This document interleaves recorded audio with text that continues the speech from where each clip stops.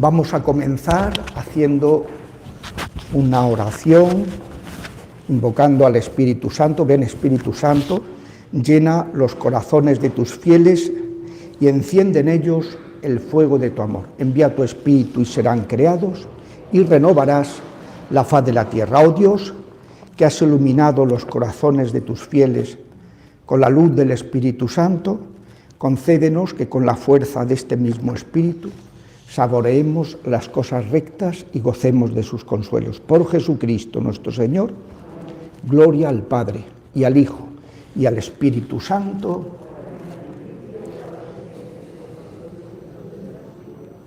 Santa María, asiento de la sabiduría. San Agustín. Recordaréis que el día pasado hemos estado hablando de la importancia de la Sagrada Escritura en la vida de la Iglesia. Hoy vamos a detenernos en considerar otros aspectos también muy claves antes de empezar en concreto ya con los libros del Antiguo Testamento, y es comprender que si el ser humano es capaz de Dios, como explica el Catecismo de la Iglesia Católica, Dios responde a esa capacidad viniendo a nuestro encuentro. Este domingo se decía, leyendo al profeta Isaías, el tercer Isaías, que es, sabéis que la profecía de Isaías, ya lo veremos en su momento, tiene 3 partes, hasta el capítulo 39, que está escrito en el siglo VIII, luego recogiendo la enseñanza directa del propio Isaías. Después, del 40 al 55, que es los poemas del siervo doliente de Yahvé, el segundo Isaías, cuando el pueblo de Dios está en el exilio, en el siglo VI, del 587 al 537, Isaías había creado una escuela, y entonces sus discípulos van sacando las enseñanzas de Isaías para ilustrar al pueblo. Y en tercer lugar, cuando vuelve el pueblo de Dios, el tercer Isaías, del exilio, en el año 537, Ciro, que era el que gobernaba toda la tierra, saca un edicto, dice: el creador de cielo y tierra, el Dios creador de cielo y tierra, que me ha puesto el gobierno del mundo en mis manos, quiere que se le vuelva a dar culto en Jerusalén, que es uno de mis territorios. Autorizo a los que sean de ese culto, él era pagano, él no era del culto judío, a que vuelvan a Jerusalén, restauren el templo, y no solo les doy mi autorización, sino les doy todo el apoyo económico. Y entonces, pues efectivamente así lo hicieron. Y el tercer Isaías, que es lo que leímos este domingo pasado, decía: ¿habéis oído hablar de algún Dios que se vuelque tanto con los que esperan en Él? Él ama al que practica la justicia con alegría. Es verdad, cuando luego vino Jesucristo, nunca nadie se fue de vacío de los que se acercaban a Él. Solo hubo una persona, aquel joven rico, que se acercó a Jesús. Ya no era pobre en el espíritu, porque él no necesitaba de Dios. Le pregunta qué tiene que hacer para alcanzar la vida eterna, pero él no necesitaba porque él ya tenía su vida resuelta, tenía su corazón puesto en las riquezas. Entonces se fue de vacío, se volvió, y dice que se fue triste. Habit tristis, dice la Vulgata. Se fue triste, porque no fue capaz de responder a Dios.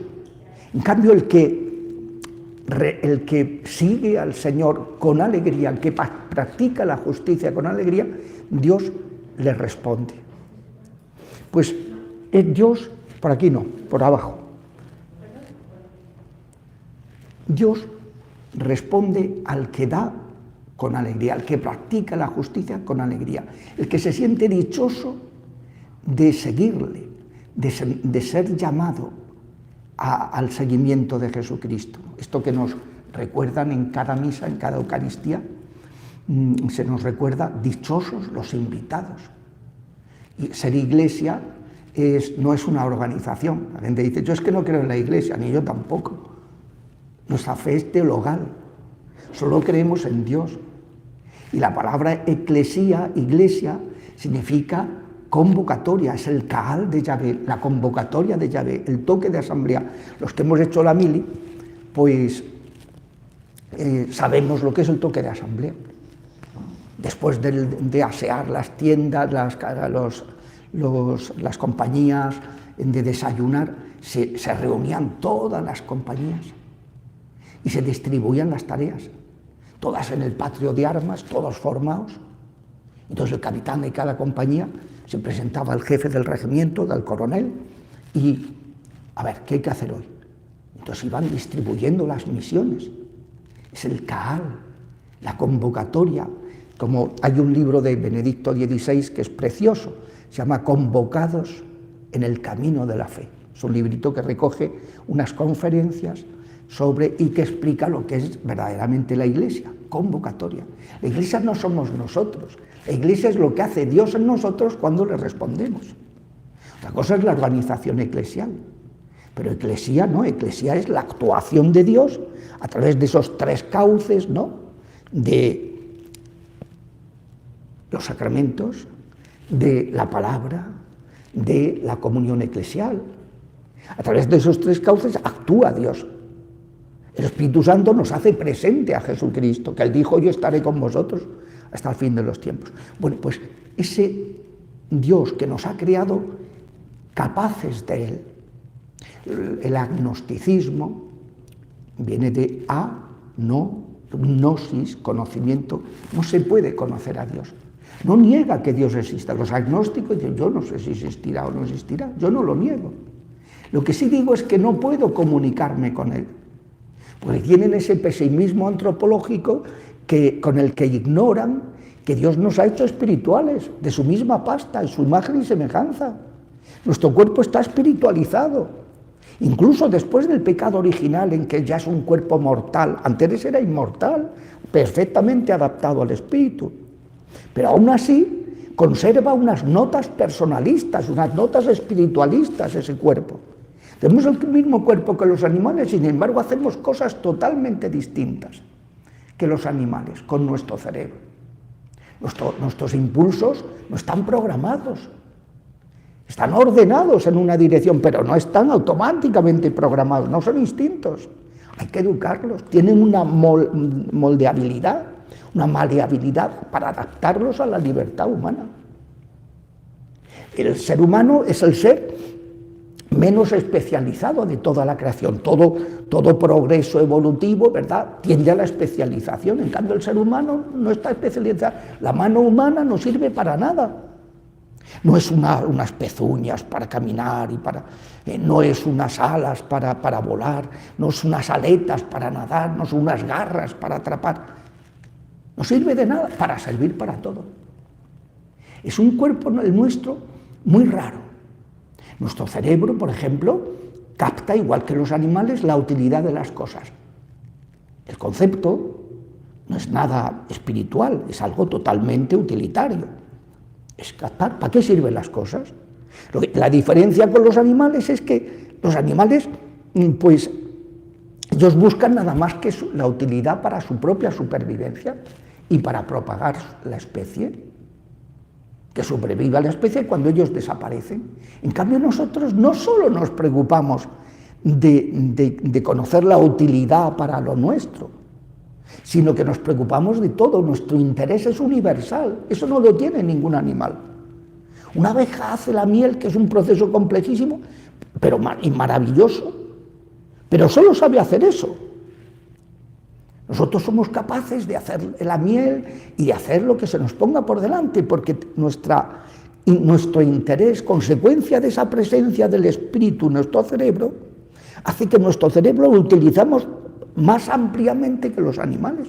Y luego además pues tenemos un interés, nuestro cerebro, que no tienen los animales, un interés no utilitario, el interés estético. Y nosotros pues adornamos las cosas, pintamos, ponemos unos adornitos, pues lo mismo pues para todas las funciones, para lo que es el protegerse, la casa, la habitación, la paranutrición, lo mismo. Nosotros no somos animales que comen así en plan, no, nosotros le damos, ritualizamos. Lo mismo el afecto matrimonial. Nosotros no, cuando una persona pues ve que otra pues un poco animal, pues que no cuida los detalles, el afecto, el cariño, el ser humano tiene el interés, la atracción física está totalmente condicionada por el afecto, por la dimensión afectiva. Los animales no. Cuando el animal no está en celo, no tiene ningún interés sexual. Somos el único ser de la creación que tiene interés fuera de los momentos, sexual fuera de los momentos de celo. Es decir, tenemos una corporeidad que está, aún después del pecado original, está espiritualizada, está adaptada al espíritu. Bueno, pues Dios, a ese ser que es capaz de Dios, capaz de comunicarse con Dios, cuando el ser humano rompe la relación, tenía una connatural. Adán y Eva veían en toda la creación, veían la mano de Dios. Tenían lo que se llama el espíritu contemplativo, pero a tope. Y estaban contemplando a Dios en todas las criaturas. Veían las criaturas en su dependencia trascendental respecto de su Creador.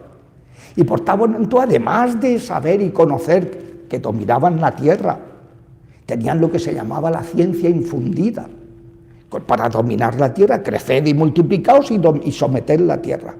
Tenían toda la capacidad que Dios les había dado, pero además veían, además de ver y conocer y de descubrir, pues que oye, que va a haber un tsunami y prevenirlo y que eso no dañara a los humanos, pues tenían la capacidad de interpretar toda criatura, todo ser creado, todas las cosas como un canto de amor de Dios por los hombres, como un gesto de amor, ver la mano de Dios detrás de todas las circunstancias.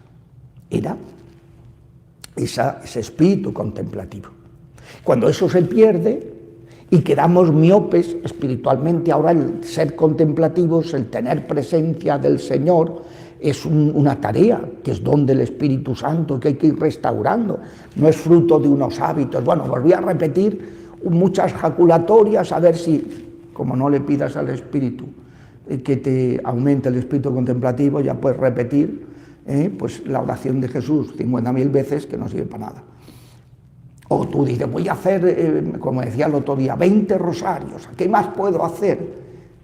Pues tú, cuanto menos hagas, mejor. Déjale hacer al Señor, que ese sí que sabe hacer. Déjale a Él.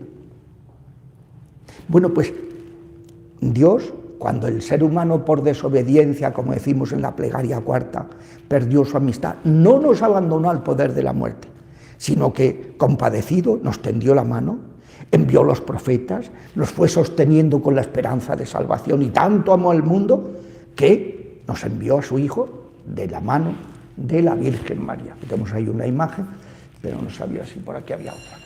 De la mano de la Virgen María. Dios viene a nuestro encuentro y se nos revela. ¿Por qué necesitamos una revelación? Porque hay un velo.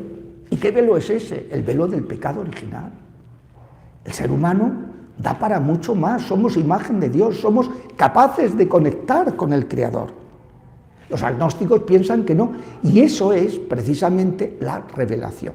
Una revelación que se hace con actuaciones por parte de Dios, que es muy elocuente, y que se realiza también con palabras. El Señor también habla, y habla a través, por ahí, se pasa por ahí. Exacto. habla a través de sus profetas. Profeta significa for. El verbo for es el verbo hablar. El que habla en nombre de. Profeta no es uno que dice una profecía de algo que va a pasar en el futuro. Pues Dios puede ser que haga que una persona en su nombre anuncie algún acontecimiento futuro. Pero profeta no es. Profeta es el que habla en nombre de Dios. Y por eso uno de los castigos que se ve en la Biblia más grande es cuando uno dice que Dios le ha dicho y no le había dicho. Pasa, por ejemplo, con los tiempos de Ezequías, el rey Ezequías, o tiempos, por ejemplo, los tiempos de Jeremías, del profeta Jeremías, que le preguntan, y dice Jeremías, no, que lo digan tus profetas, que ellos te digan lo que los profetas dirán, va a ser esto estupendo, vamos a derrotar a Nabucodonosor, si hacemos un pacto con Egipto, con Asiria y tal. Y Jeremías, y entonces el rey le pregunta, ¿y tú qué dices? Y dice, no, yo no digo nada. Dice, pues si hablo, voy a la fosa, porque siempre os digo la verdad. Y entonces Yahvé habló, da un oráculo y les dice, y estos que no han hablado en mi nombre diciendo que están hablando en mi nombre, que han tomado el nombre de Dios en falso, en vano, van a morir. Y efectivamente, al poco, palmó. El que había hablado falsamente en nombre de Dios. Dios se dirige a los hombres. Y además acredita. Cuando el Señor quiere que una cosa se sepa que es suya, la acredita. ¿Cuántas veces está a lo mejor en una conversación de acompañamiento espiritual? A mí me gusta siempre acabar toda conversación con el recurso a la palabra. Vamos a pedir una palabra. Y es escandaloso, porque el Espíritu Santo se abre aleatoriamente en el Espíritu, en la Biblia, y sale un texto para confirmar pues, tal o cual aspecto que habíamos estado tratando. El Señor confirma, cuando quiere, confirma, porque Él habla. Es el Dios vivo. El Dios vivo que se comunica. Lo que hay que es que dejarle hablar. Y esto es el tema, cómo plantea la cuestión de la Sagrada Escritura, cómo lo plantea el Catecismo de la Iglesia Católica. El Catecismo de la Iglesia Católica es una obra pues magistral, muy bien realizada, muy bien planteada, revisada hasta el milímetro por un equipo grandísimo. Entonces, es muy interesante cómo plantea cada cuestión. Tiene 4 apartados, ¿no? Dios que revela, la celebración de esa fe, a lo que hay que responder con la fe, ¿no? La celebración de esa fe que se hace viva en los sacramentos. Y no lo está celebrando, pero está celebrando, se está realizando, haciéndose realidad en los sacramentos. Luego, en tercer lugar, la vida de fe, vivir la fe, que son los mandamientos, es vivir la moral evangélica, y finalmente la oración de la fe. La oración de la fe. Dios habla. En la Biblia hay un libro que es insólito, eso no existe en ninguna tradición religiosa.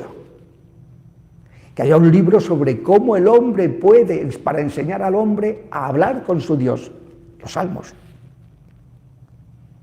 El libro de los Salmos es la cosa más insólita desde el punto de vista de la historia de las religiones. Ninguna religión se le ha ocurrido que podamos hablar con los dioses. Todas las religiones, los dioses son gente más mala que el malamén. Son gente, pues que los dioses de los griegos, que están siempre maquinando maldades para los hombres, los dioses de los sumerios, ya lo vimos la semana pasada. En cambio, el Dios verdadero es el Dios que nos manda a su Hijo como Emmanuel, como Dios cercano, para hacer lo que nosotros ya no podemos hacer porque estamos afectados por el pecado original. Es el Dios que, como hemos leído hoy en la misa, ¿no?, viene a instaurar la paz y la justicia que los hombres no podemos. Todo esto de la autoayuda, ¿no? Libros de autoayuda, de procura ser positiva, procura no sé qué, y lo dices, ya me gustaría a mí ser positivo. Entonces eso está muy bien, eso es como, te dice, pues cumple los mandamientos, sí, pero ¿y de dónde saco yo la fuerza para cumplir los mandamientos? La revelación de cuál es el software del ser humano, los mandamientos, pues es muy interesante porque te preserva de caer en aberraciones, pero no te da la fuerza. Por eso los judíos tenían la experiencia de que necesitaban un Salvador. Entonces, Dios viene a nuestro encuentro, nos habla y nos envía a su Hijo para darnos la capacidad de responder. Esa oración de la fe y esa vida del Hijo de Dios, del que con el lavado del bautismo recibe el don del Espíritu para vivir en la libertad de los hijos de Dios. Claro, San Pablo es constante su insistencia, está acoplando, a ver si hay que bajarlo un poquito, decirle a don José María, que creo yo, o alguien que entienda de eso, ¿por qué se acopla?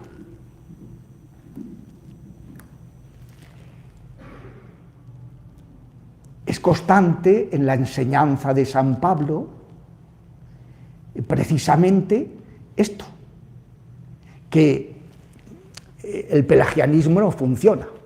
Pelagio era un monje del siglo IV que decía que no necesitamos ningún salvador, ninguna gracia del Espíritu Santo para salvarnos. No lo necesitamos. Con nuestras fuerzas podemos. No. De unidas podemos, nada. O sea, con nuestras fuerzas podemos, nada. Todo eso es completamente pelagiano. Lo que el ser humano puede cuando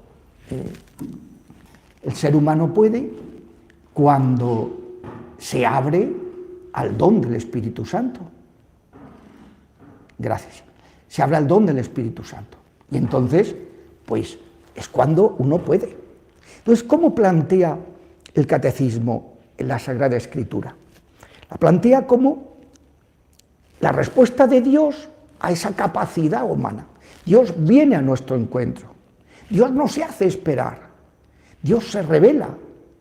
Porque Él quiere que todos los hombres se salven y lleguen al conocimiento de la verdad. Dice Pablo en una de sus cartas pastorales, la primera a Timoteo, en el capítulo 2, el versículo 12, dice, Dios quiere que todos los hombres se salven, que todos lleguen al conocimiento de la verdad. Unos conocerán esa verdad aquí en el mundo, otros se enterarán en el momento de morir, o según se vayan purificando, Dios les irá revelando hasta que conozcan la plenitud de la verdad.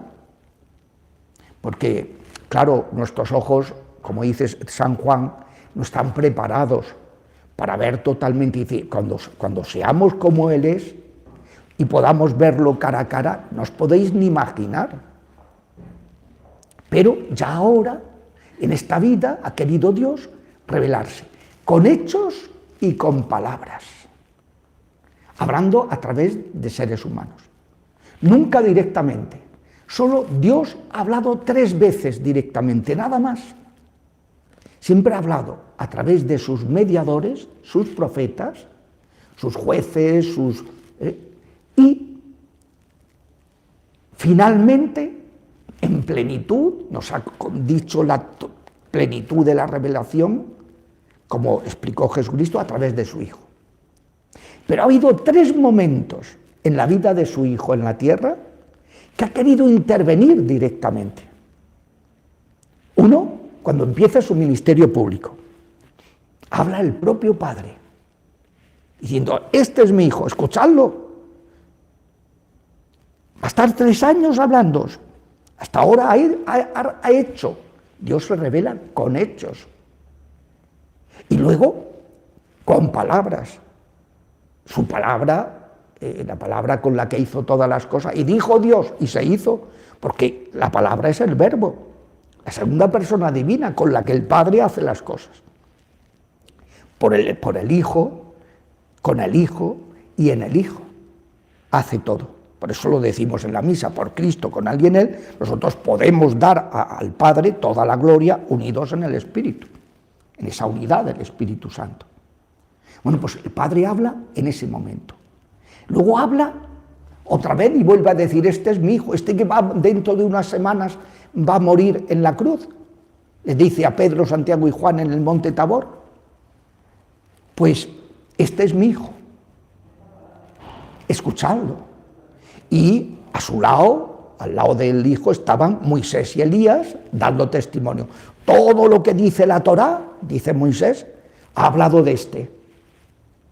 Todo lo que han dicho los nabín, los profetas, han hablado de este. Y el propio Padre ya se revela a él, este es mi hijo. Y finalmente, en la Semana Santa, cuando Jesús está en el templo y le dice, Padre, glorifica a tu hijo. Y entonces se oyó un temblor impresionante, que todos los presentes se quedaron absolutamente sobrecogidos, que dijo, lo he glorificado en el Tabor y lo voy a volver a glorificar dentro de 3 días cuando lo resucite. Solamente ha hablado en esas 3 ocasiones, para señalar el momento clave que es la pasión y la resurrección, el misterio pascual, y para señalar a Jesús como el Mesías enviado del Padre. Sabéis que Mesías significa Cristo, el ungido del Espíritu Santo, el portador del Espíritu Santo, el que viene a revelarnos al Padre y darnos al Espíritu para poder vivir lo que el Padre quiere. Entonces, el catecismo nos habla de eso, de cómo Dios viene al encuentro del hombre, va explicando esas etapas que las vamos a ir viendo en el Génesis. El primero, cómo se da a conocer en el origen, cómo hace aquella alianza con Noé después de haber purificado el mundo que se había echado a perder y estaban materializados, cómo elige a Abraham como cabeza y padre, Abraham, nuestro padre en la fe, es decir, que es el prototipo, porque claro, es un señor que está en Ur de los caldeos, que deja a sus dioses, que deja su tierra, que deja su familia, que deja todo. Y se va a una tierra desconocida, diciendo, esta tierra se la daré a tus hijos. Y él creyó contra toda expectativa. Pero ¿qué hijos si resulta que yo soy estéril o que mi mujer es estéril y yo soy impotente? ¿Qué hijos me estás hablando? Es decir, del hijo de la esclava, que entonces existía que la esclava, la señora, podía darle, si ella no tenía hijos o para tener más hijos, pues le podía entregar a la esclava para tener de ella hijos. Dice, no, tuyo, de tu mujer, de Sarai. Y esos 3 hombres, una revelación de la Trinidad, que cuando le dice eso, Sara, que estaba en la tienda, porque las mujeres no podían salir, ¿no? Estaban en la cosa del machismo y tal. Entonces, pues, se echa a reír. Y el otro dice, ¿te has reído? Dice, no me he reído. Te has reído. Claro, la otra vez que le entró la risa tonta. Dice, ¿qué voy a tener yo, hijo, si yo soy una anciana y mi marido es impotente? Claro, y al cabo de un año estaba acunando a Isaac. El hombre que cree en Yahvé, que cuando Yahvé le dice que sacrifícame a tu hijo, pues le pareció normal porque era lo que hacían todos los dioses, hacían sacrificios humanos. Él todavía no había conocido a Yahvé. Y él pensó que, que cumpliría su promesa porque podía resucitarlo. Dios es tan poderoso, así lo interpreta la carta a los romanos. Y entonces, pues él va y va a sacrificarlo. Y Dios dice, no, yo voy a sacrificar a mi hijo para que tú no sacrifiques al tuyo. Pues eso es, Dios forma ese pueblo y va revelando constantemente, va renovando esa promesa, que es la gran promesa, su hijo. Ahora, en el tiempo de Adviento, se va considerando, vamos a ir escuchando a Isaías, que es uno de los grandes en el Adviento, ¿no? Porque es el profeta de las promesas, ¿no? Profeta de las promesas. Y entonces ya esa palabra de Dios se hace plena en su Hijo, ya no hay más revelación, y toda revelación privada que pueda haber es para corroborar. Claro, la Iglesia, siempre que hay revelaciones privadas, lo que hace es mirar si esto está corroborando lo que dice la Escritura, lo que dice la revelación, la fe de la Iglesia. O va por otros derroteros, y entonces es lo que dice San Pablo en la 2 Corintios, me parece es el capítulo 13, que Satanás se disfraza de ángel de luz para engañar a los hombres, si es un engaño. Entonces hay que tener mucha... Bueno, esa revelación, ese depósito de la revelación se transmite, como explicamos el otro día, con la traditio, la transmisión de la revelación en la tradición apostólica de los apóstoles. Primero, la traditio en el pueblo de Dios, que han conservado, el Espíritu Santo se ha preocupado de que se conservara con muchos cauces, con distintas tradiciones, por medio de escritores sagrados a los que inspira, etc. Y se ha preocupado de que ese depósito de la revelación, que es progresivo, Dios va hablando progresivamente y va revelando su voluntad. Cuando, por ejemplo, pensad que pues los patriarcas, por ejemplo, pues eran polígamos. Y luego Dios va a ir insistiendo que de poligamia nada. Y que el pueblo es su esposa y que como se vaya con otros dioses, eso es un adulterio. Pero lo va haciendo poco a poco. Jacob tenía 4 mujeres, las 2 legítimas y las 2 esclavas. Y de ellas tuvo una hija, Dina, y 12 varones. Entonces todavía Dios no les había revelado. El tema del odio, de la venganza, de Dios va poco a poco. Cuando se narra, por ejemplo, que David pues quiere casarse con Micol y Saúl ve el cielo abierto, dice, esta es la mía. Me voy a cargar a mi enemigo, porque le tenía una envidia horrorosa. Y entonces le dice, pues si quieres a mi hija, te entrego a mi hija, porque David le dice, no, pues es que yo es que no tengo patrimonio para ser tu yerno, ¿no? Entonces, dice, no te preocupes, tú tráeme 100 prepucios de filisteos. Dice, ya verás tú, se lo cargan seguro. Y David se presentó con 200. Y claro, uno dice, bueno, esto es una brutalidad. Sí, pero es que la Biblia va educando poco a poco. Dios va educando a su pueblo poco a poco. Por eso insiste tanto el catecismo que la revelación hay que verla siempre mirando a su plenitud. El Antiguo Testamento nos va a ayudar a entender el Nuevo. El gran problema que tenemos los católicos es que no hemos estudiado el Antiguo Testamento. Y es fundamental estudiarlo porque si tú no conoces las promesas, los acontecimientos que han sido una figura, porque ahora vamos a ver cuáles son los distintos sentidos, sentido literal y el sentido espiritual de todo texto bíblico. Entonces, si tú no sabes ver, no conoces todo lo que se ha dicho sobre nuestro Señor y qué es lo que viene a colmar, qué expectativas viene a colmar nuestro Señor, pues uno no se va a enterar de casi nada.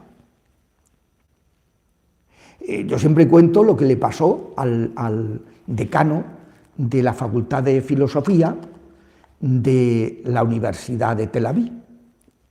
Este hombre, que era un hombre pues religioso dentro del judaísmo, filósofo además, un tío muy inteligente, pues le habían regalado un libro prohibido, que está totalmente prohibido para los judíos, que es el Evangelio de Mateo. Pues es un evangelio escrito para hebreos, para judíos.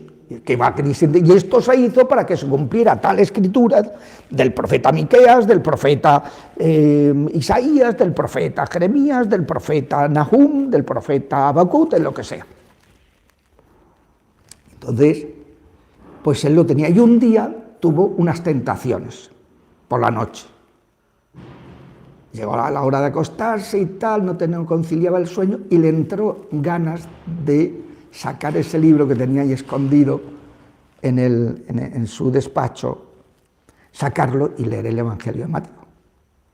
Entonces, el tío llegó, abrió, genealogía de Jesucristo, hijo de Abraham, hijo de David. Empezó a temblar, lo cerró, dijo, como esto sea verdad, este es el Mesías. Se fue y se fue a la cama. No podía. Y entonces pasaron unas horas y no conseguía conciliar el sueño. Se levantó, agarró de nuevo el Evangelio de Mateo y lo leyó de corrido. Y a la mañana siguiente, llorando, se fue a la parada del autobús, donde tomaba el autobús para ir a la facultad, y donde coincidía con un capuchino que también estudiaba, estaba en estudios bíblicos, también en otra facultad cercana y tal. Coincidían todos los días, el capuchino con sus luengas barbas, ¿no? Y entonces el tío se acercó al capuchino y le dijo que lo bautizara. El otro se puso nerviosísimo, porque claro, como seas acusado de proselitismo en Israel, pues eso debe tener todas las penas habidas y por haber, ¿no? Y entonces pues dijo, oye, tal. Bueno, ya lo hablaron con el obispo, el patriarca de Jerusalén, estuvieron viendo a ver tal. Bueno, a todas estas tuvo un atentado, el decano, fueron a por él a matarlo, pero cuando le iban a dar en la cabeza con un pedazo de madera y tal, él esquivó y solo le fracturaron la parte esta del brazo. Total, que tuvo que irse de Israel porque lo mataban, claro, un tío conocidísimo, un tío de estos que se haga cristiano. Y yo toda esta historia la conozco porque apareció en Zaragoza y queriendo pues hacer los estudios sacerdotales. Yo no sé qué habrá sido de él, le he perdido la pista, y de ahí conozco pues toda esta historia. Claro, cuando uno va viendo, como es el Evangelio de Mateo, claro, que viendo la revelación plena en Jesucristo, desde la perspectiva de la antigua alianza, que es el interés que pone Mateo,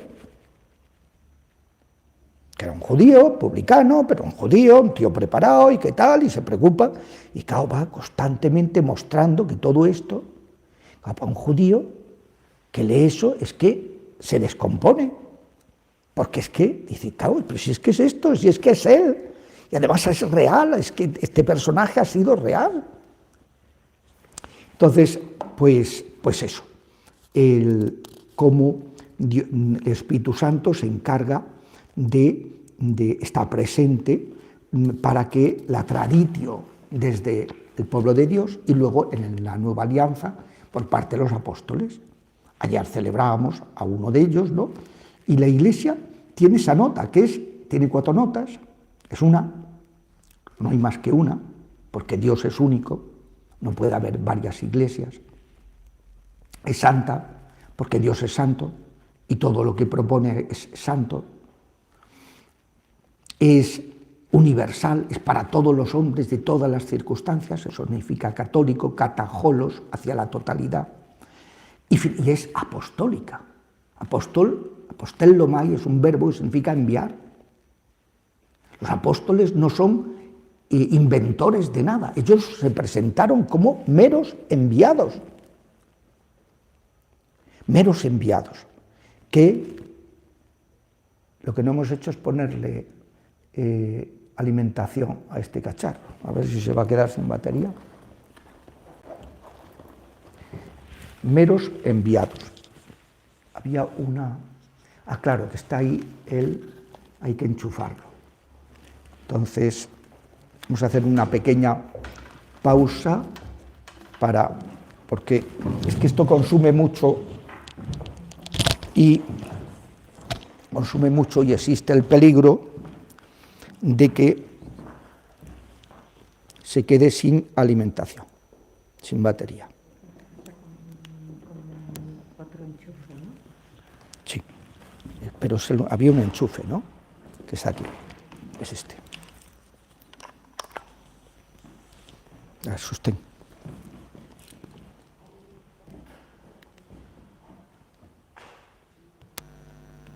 Ya está. Ya está, lo puedes dejar en el suelo.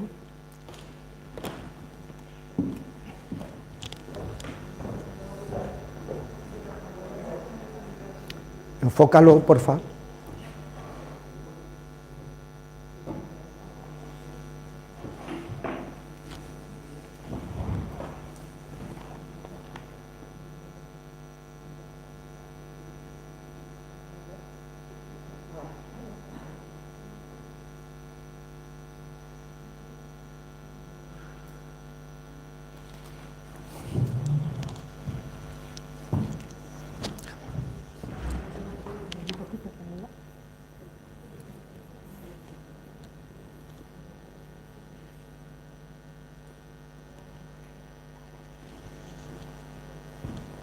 ¿Cómo vamos de hora?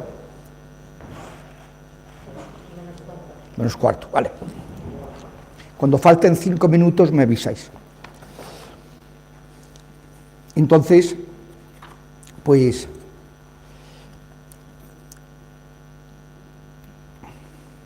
esa sucesión, esa traditio dentro del pueblo de Dios y la tradición y la traditio dentro de la Iglesia, que es apostólica, enviados, no inventores de nada.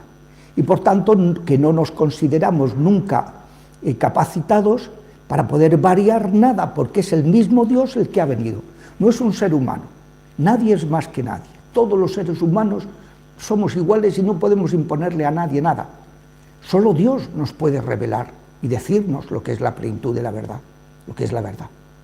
Y esto es lo que, por eso se considera, claro, los protestantes que dicen, no, cada uno puede interpretar, pierden la esencia, pierden la creencia en el Espíritu Santo. Ellos hablan mucho del Espíritu, pero no lo tienen en cuenta para nada, porque ni creen en los sacramentos, ni creen en la acción del Espíritu Santo, en la traditio y en la interpretación de la Sagrada Escritura, ¿no? Entonces, ese es lo que se llama el depósito de la fe. El depósito, que es puesto en manos de todo el pueblo de Dios, y el magisterio, los pastores, tienen ese encargo de tutelarlo. ¿Cuáles son los dos signos del pastor en la iglesia, del obispo, ¿no? Los dos signos. Bueno, tiene el signo de que es el esposo, lleva en la mano derecha un anillo, lo llevo a la izquierda porque es un compromiso, pero él lo lleva en la mano derecha, porque es el esposo de la iglesia local, donde ha sido puesto. Luego tiene el signo del báculo. El báculo es un demonio. Si os fijáis, está enrollado, ¿verdad? Es una serpiente. Es el poder que Dios ha dado a la iglesia para derrotar a los demonios. Cosa que yo creo que hay muchísima gente que no lo sabe, que el báculo es eso, es el poder sobre el demonio. Tercero, la mitra, un gorro con 2 cuernos, como el gran poder, como la gran preocupación, como el gran encargo, lo que tiene que tener en la cabeza, que tiene que tener en la mano el obispo, derrotar a los demonios con la oración, con los sacramentos, con el ayuno, que tiene que tener, y por eso los apóstoles, cuando vieron que empezaban a descuidar eso, instituyeron el diaconado. Entonces, ¿qué tiene que tener en la cabeza un pastor? La Biblia. Es su preocupación transmitir, hablar de Dios, no de historias y de tonterías humanas. Esa es su preocupación. Es el gran poder, son los cuernos siempre, en el lenguaje bíblico, es poder, es potestad. El lenguaje apocalíptico, un monstruo de 7 cuernos, ¿no? Y era la plenitud del poder, de un gran poder. Pues tiene 2 cuernos, el Antiguo y el Nuevo Testamento. Esa es la preocupación del obispo. la Biblia, la palabra. Y entonces, pues ir creciendo en ese sentido sobrenatural, ¿no? Y es lo que explica el catecismo sobre la Sagrada Escritura. La Escritura no es un libro, nosotros no somos una religión del libro, eso es muy importante, porque muchos judíos que no han entendido, porque hay judíos que sí, pero hay judíos que no han entendido, hablan del libro, de su libro. Nosotros no, el libro es un mero instrumento. Nosotros lo que es la palabra de Dios, que es viva. El libro es un instrumento para adentrarnos en la palabra, con la ayuda del Espíritu Santo. Entonces, claro, Dios es el autor de la Sagrada Escritura, el autor principal. Los autores humanos son gente que Dios se ha preocupado de que hagan toda una tarea bajo su tutela, con su inspiración. Y claro, lo que es interesante es decir, ¿qué ha querido decir? ¿Qué es lo que ha dicho cada autor? Porque eso que ha querido decir y que lo ha expresado dentro de su mentalidad, dentro de su cultura, desde su época, es fundamental para manifestar qué es lo que Dios ha revelado. Entonces, por eso es lo que hablábamos de los géneros literarios. ¿En qué sentido está hablando, no? ¿Qué sentido? Dios ha inspirado a esos autores humanos. Claro, pero hay que entender. Porque una persona que haga una lectura fundamentalista, ¿no? Y entonces dice, bueno, las cosas de ciencia que se dicen y tal, hay que interpretarlas del lítere. Hombre, no, la Biblia no es un libro de biología. Son libros que enseñan la verdad. Dios ha inspirado a esos autores, como dice todo esto lo va recordando la Constitución sobre la palabra de Dios del Concilio Vaticano II, todo esto que estamos viendo hoy en la clase. Se valió de hombres elegidos que usaban de todas sus facultades y talentos, y de ese modo, obrando Dios en ellos y a través de ellos, como verdaderos autores, pusieron por escrito todo y solo lo que Dios quería. Pero claro, hay que entender qué es lo que han dicho, qué es lo que Dios ha querido decir, y eso hay que entenderlo con unos criterios que son los que voy a explicar ahora. Son libros que enseñan la verdad, todo lo que se explica es verdadero. Pero ya digo, hay que saberlo entender. No es una religión del libro la nuestra, sino nosotros creemos en Cristo, que es la palabra de Dios, y que se ha revelado a través de eso, y luego está en muchos otros testimonios de lo que Cristo hizo y dijo en la tradición viva de la Iglesia. Por eso el Espíritu Santo, que es el que ha movido, es al que tenemos que encomendarnos para entender la Escritura. Entonces, el Concilio Vaticano II, en la Dei Verbum, da 3 criterios para interpretar auténticamente, según el Espíritu Santo, la Biblia. Primero, prestar una gran atención al contenido y a la unidad de toda la Escritura. Hay una unidad. Y si en un pasaje pues se dice, no hay que rezar por el comete pecado de muerte, me consultaban el otro día, el comete pecado de muerte, por ese no hay que rezar. Entonces, San Juan se está refiriendo a que ha roto la comunión eclesial. Entonces no hay una oración oficial. Pero eso hay que entenderlo dentro de todo el contexto de la Biblia, donde se dice que hasta que una persona no se vaya al infierno, claro que se puede rezar por él para que se convierta. O sea que hay que entender la Biblia en su unidad, no atenerse a una palabrita y mucho menos cuando encima manipulas las palabritas como hacen los testigos de Jehová u otras sectas evangélicas, ¿no? Pues yo te digo hoy, estarás conmigo en el paraíso. Claro, como ellos no creen que cuando uno muere uno quede vivo espiritualmente, pues Cristo no le pudo decir, en verdad te digo que hoy estarás conmigo en el paraíso. No, te digo hoy que estarás un día en el paraíso. Digo, oiga, es que eso no es lo que dice el texto bíblico. O cuando traducen, este pan significa mi cuerpo. Eso no es lo que pone, utiliza el verbo eimi, que es, este pan es mi cuerpo. Claro, entonces, bueno, Segundo, o sea, prestar una gran atención y respetar y profundizar el contenido y la unidad de toda la Escritura. Segundo, leer la Escritura en la tradición viva de toda la Iglesia.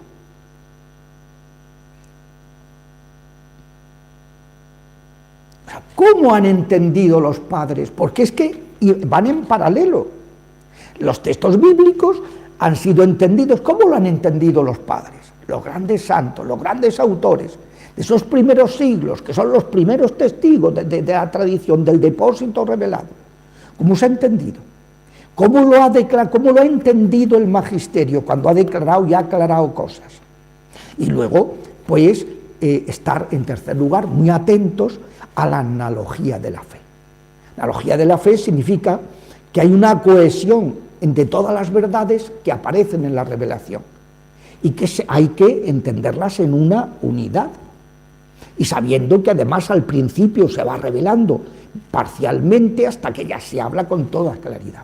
Tú imagínate que en los tiempos de Abraham pues dijera que nada de ley del talión, sino que tú amar a los enemigos. Vamos, lo habían tomado al pobre Abraham por un extraterrestre.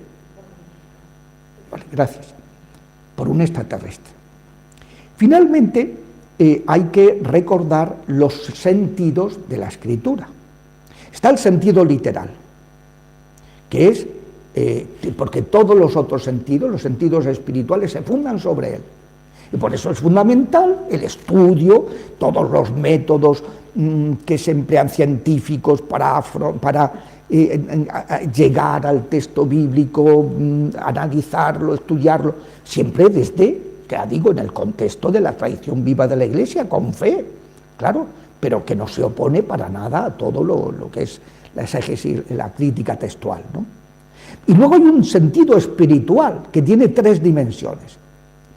Alegórico, en que muchos acontecimientos tienen una referencia del Antiguo Testamento a cosas que acontecen en la vida de nuestro Señor.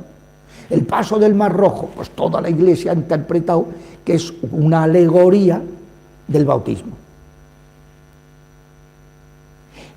Luego hay un sentido moral.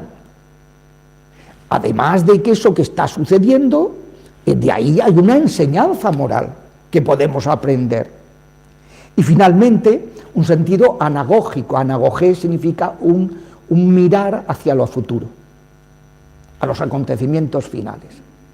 En todo texto, lo más importante es entender el contexto. Por eso yo cuando a una persona abrimos la Biblia y nos sale, pues, yo qué sé, Habacuc, el tío despotricando de Dios, diciendo, ¿cómo me haces esto, Señor? ¿Cómo tal? Y no sé qué. Le explicas quién es Habacuc, qué es lo que le pasa, que Habacuc significa abrazo, que empieza quejándose y luego se abraza a la voluntad de Dios y acaba diciendo la cosa más bonita, que es el último párrafo del libro de Habacuc, en el capítulo 3, que es impresionante. Tú le explicas a la gente y entonces lee el texto y dice, ahora entiendo. Ahora entiendo porque entiende, o cualquier otra cosa, otro acontecimiento que tiene un contexto histórico. Ya saben que la Iglesia, de acuerdo con esa tradición viva de la antigua alianza y luego en la nueva alianza, ha entendido que hay 46 escritos en el Antiguo Testamento y 27 en el Nuevo. Hay ediciones que ponen juntas Lamentaciones y Jeremías, y entonces son 45, ¿no?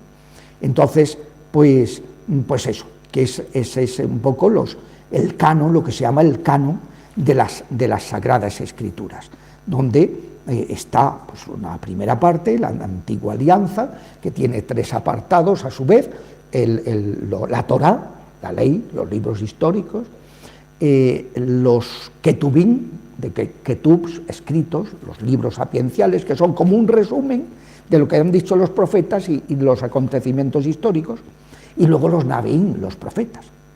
Y luego ya el Nuevo Testamento, que ya lo iremos viendo, los distintos apartados. Y lo vamos a dejar aquí porque ya es la hora, ¿verdad? Te damos gracias, omnipotente Dios, por todos tus beneficios, tú que vives y reinas por los siglos de los siglos. Gloria al Padre, y al Hijo, y al Espíritu Santo.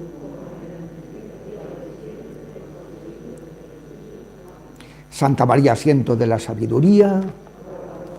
San Agustín. Yo no sé si hay preguntas, no, si da tiempo, es que quizá tendríamos que acabar un poquito antes para dejar un turno de preguntas, no sé qué os parece. Pues el próximo día. Entonces, aviso que el martes que viene es la Inmaculada y por tanto no tenemos clase.